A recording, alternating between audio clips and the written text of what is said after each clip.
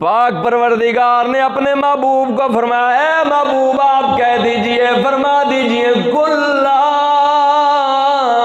अल्हम्दुलिल्लाह रब्बिल आलमीन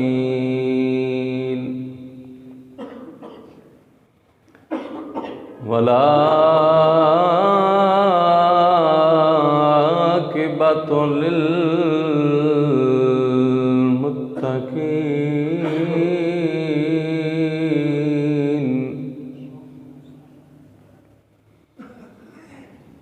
वस्सलातु वस्सलामु अला अशरफिल अंबिया'i वल मुरसलीन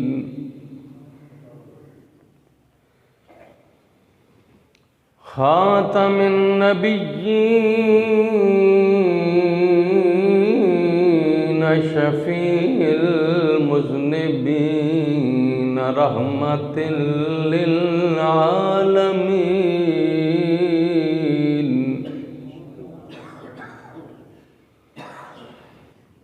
व अला आलिहि तय्यबीन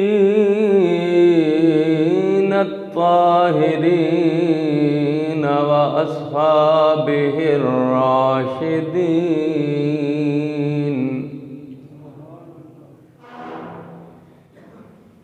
अम्मा बादु फ़अऊज़ु बिल्लाहि मिनश शैतानिर रजीम बिस्मिल्लाहिर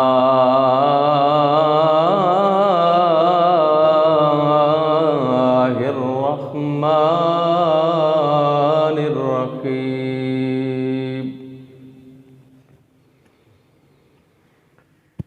कुल ला अस्अलुकुम अलैहि अजरन इल्लल मवद्दता फिल कुर्बा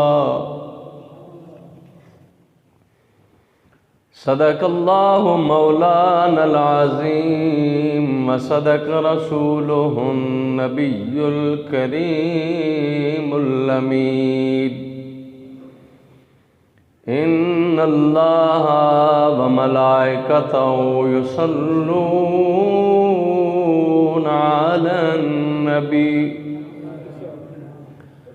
या अय्युहल्लज़ीना आमनू सल्लु अलैहि व सल्लिमू तस्लीमा अल्लाहुम्मा सल्लि अला सय्यिदिना व मौलाना मुहम्मदिन हदद मा फी इल्मिल्लाहि सलातन दाइमतन बिदुआमि मुल्किल्लाह अल्लाहुम्मा सल्लि अला मुहम्मदिन व अला आलि मुहम्मदिन कमा सल्लैता अला इब्राहीम व अला आलि इब्राहीम इन्नका हमीदुम मजीद अल्लाहुम्मा बारिक अला मुहम्मदिन व अला आलि मुहम्मद कमा बारकता अला इब्राहीम व अला आलि इब्राहीम इन्नका हमीदुम मजीद। बादस हम्दो सलात। आज तकरीबन 5 शाबान अल मुअज़्ज़म 1442 हिजरी है और आज का दिन नवासाए रसूल शीर खारे बतूल हज़रत इमाम हुसैन रदी अल्लाह तआला की विलादत का दिन है। तो मैंने सोचा कि उसी बारगाह में खिराज तहसीन खिराज अकीदत पेश किया जाए जिस हस्ती के साथ आज के दिन की निस्बत अल्लाह ताला हमें हक़ बयान करने, हक़ सुनने और उस पे हमें अमल करने की तौफीक नसीब फरमाए।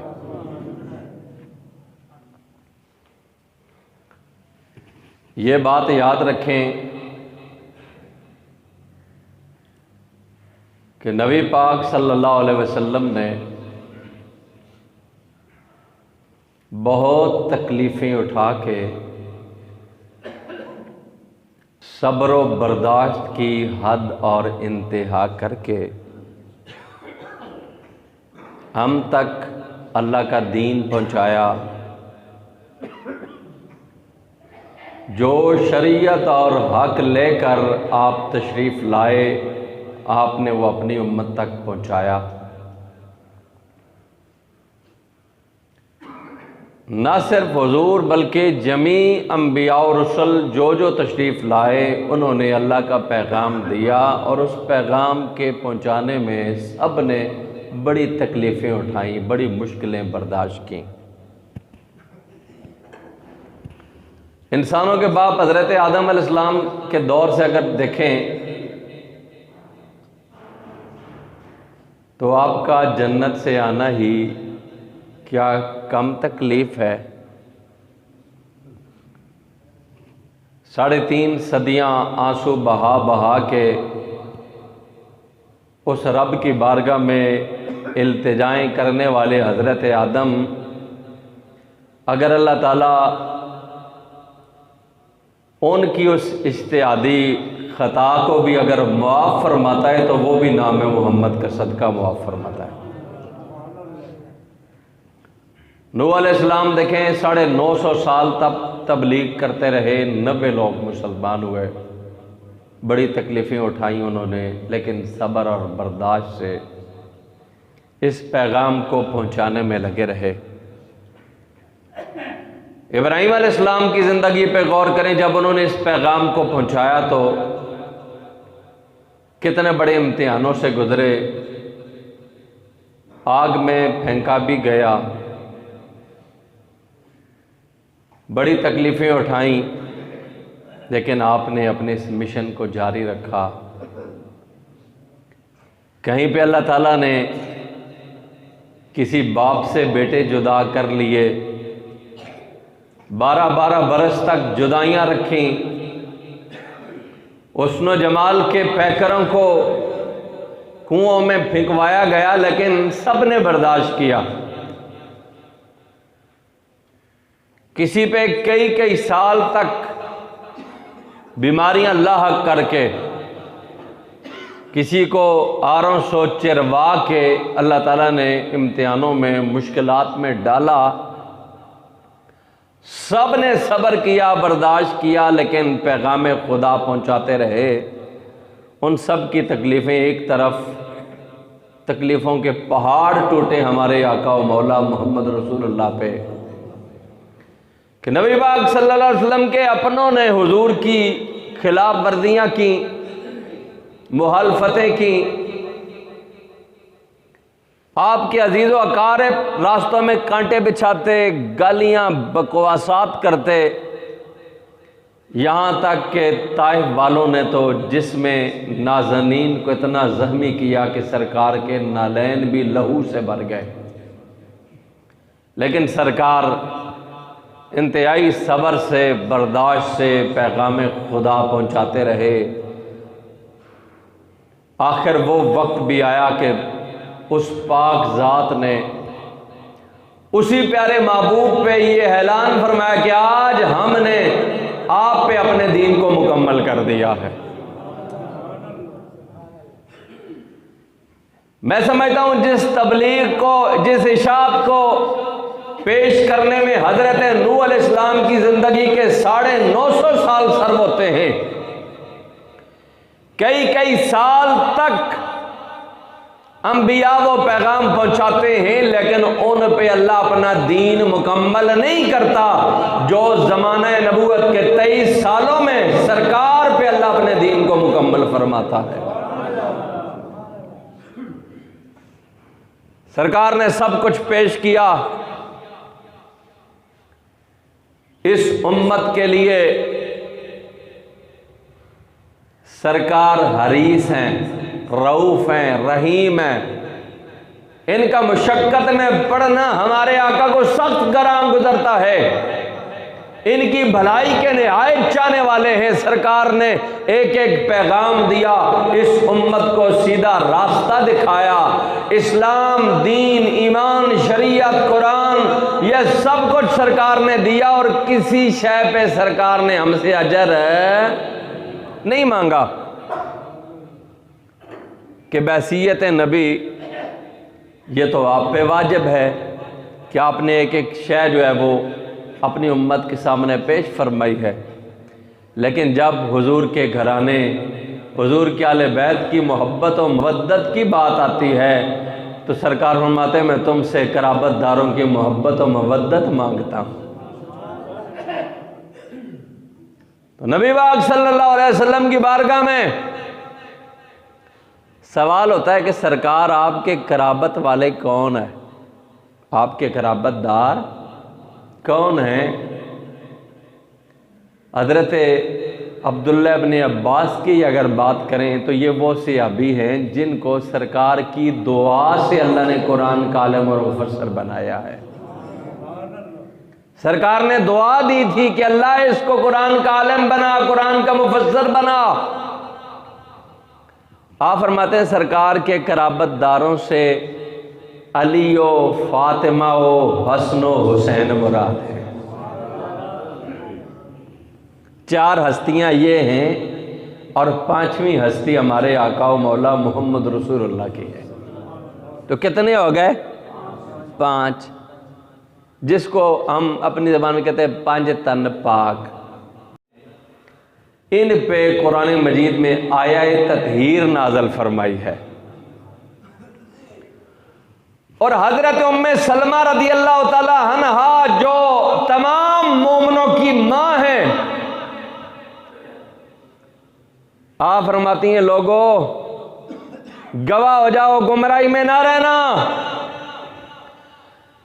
कि अल्लाह ताला ने किसी जुम्बी मर्द और हाइजा औरत के लिए मस्जिद में दाखिल होना मना कर दिया, हराम कर दिया है, सिवाय अली और फातिमा, हसन हुसैन और मोहम्मद रसूलुल्लाह के। फिर आप अंदाजा लगाओ कि वो घराना कितना मुतार है, कितना पाक है, कितना पाक है कि जिन शहजादों को सरकार अपने जिस्म के साथ मस करके ले आते। हजरत उसामा बिन ज़ैद रज़ी अल्लाह तआला फरमाते हैं कि एक दिन मैंने देखा सरकार तशरीफ लाए तो आपकी उस काली कमली के नीचे कुछ मुझे उबरा सा महसूस हुआ। तो मैंने दरख्वास्त की कि सरकार ये आपकी कमली मुबारक में कुछ ये उभार नजर आ रहा है। सरकार ने चादर हटाई तो मैं देख के हैरान हो गया कि हसनैन करीमैन मेरे नबी के जिस्म से लिपटे हुए थे, जिनको सरकार अपने वजूद से लपेट के रखें, लिपट के रखें। आप अंदाजा करो वो कितने पाक हैं, कितना मुतार घराना है। ज्यादा लंबी चौड़ी बात नहीं, थोड़े से मुख्तर वक्त में कहता हूं पाक परवरदिगार फरमाता है कुल्ला अस्अलुकुम अलैहि अजरन इल्लल मवद्दता फिल कुर्बा। ऐ महबूब सल्लल्लाहु अलैहि वसल्लम कह दीजिए आप, यानी जिस जबान से कुल हुवल्लाहु अहद कह के सरकार ने अल्लाह की वहदानियत का जिक्र फरमाया, उसी जबान से सरकार इरशाद फरमाते हैं। अल्लाह कहता है महबूब कह दीजिए, फरमा दीजिए ला असलुकुम अलैहि अजरन इल्लल मवद्दता फिल कुर्बा। अगर तर्जुमा कर दूं आसान, वक्त भी बच जाए, मेरे मुस्तफा करीम अलैहिस्सलाम की बारगाह में यही सवाल होता है। इतना कह दे के अज़मत आल नबी भूल न जाना लोगों, अज़मत आल नबी भूल न जाना, देखना गैर की बातों में नया ना लोगों,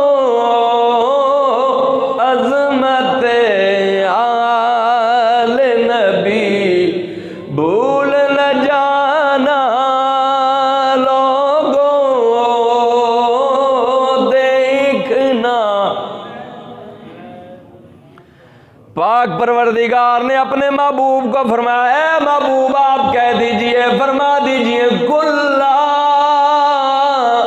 अस्अलुकुम अलैहि अजरन इल्लल मवद्दत फिल कुर्बा। अल्लामा इस्माइल हकी रहमतुल्लाह ताला अलैह जैसी अजीम हस्ती, अजीम मुफस्सिर आप इरशाद फरमाते हैं, कमली वाले ने फरमाया है, लोगों